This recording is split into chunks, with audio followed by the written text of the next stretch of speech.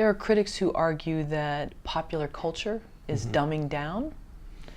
Would you say that's true? Reflected in the film and television that's out today, or no?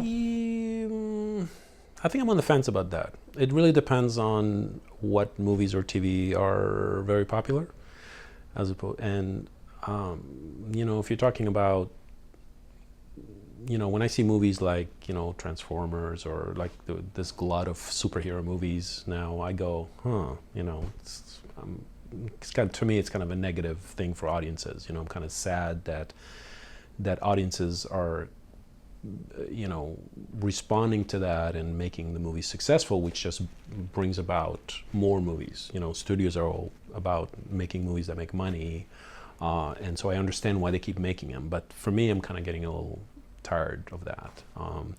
That said, doesn't mean that there's not good storytelling out there. I think what's great about the fact that there's more avenues for stories, and I'm glad that the Netflix and Amazons and online, all stuff is opening up, and the golden age of television. I think there's much more great TV being written now than there was before. So all that gives me confidence about the state of storytelling today. So I'm kind of happy about that. But I think, you know, if you look at the history of entertainment, there's always been both sides.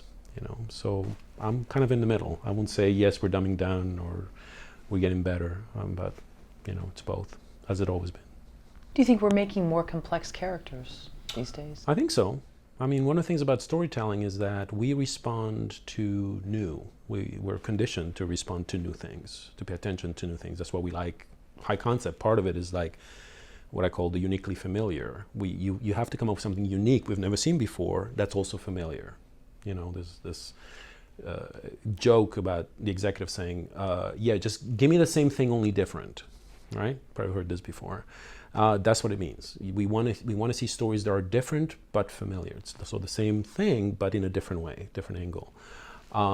So the thing with characters is that, you know, as we see more and more characters in more and more stories, we have to come up with something that's new. We have to come up with new characters or new traits or new goals, and that's getting harder and harder and harder.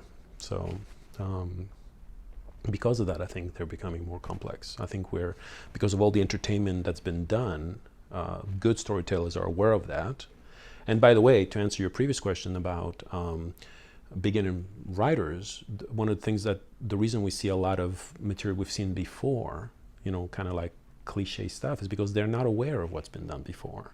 So part of your education as a writer is really to know what's been done before. So you really got to be very knowledgeable about, you have to be a geek about this, about knowing all the movies that have been done before and all the TV that's been done before and all the comic books that have been done before, so that you know when you create something, you try to avoid that and come up with something unique. Now, there's nothing new under the sun, everything has been done before, but there's always, I'm always amazed, I'm always excited when there's a new concept or something, like, oh my God, that's brilliant, you know, because it's familiar but it's unique, you know. So it's you know, so there's always that. It's all about creativity and originality, and that's really a big part of being an artist. You have to be original. Yeah. That's what we respond to.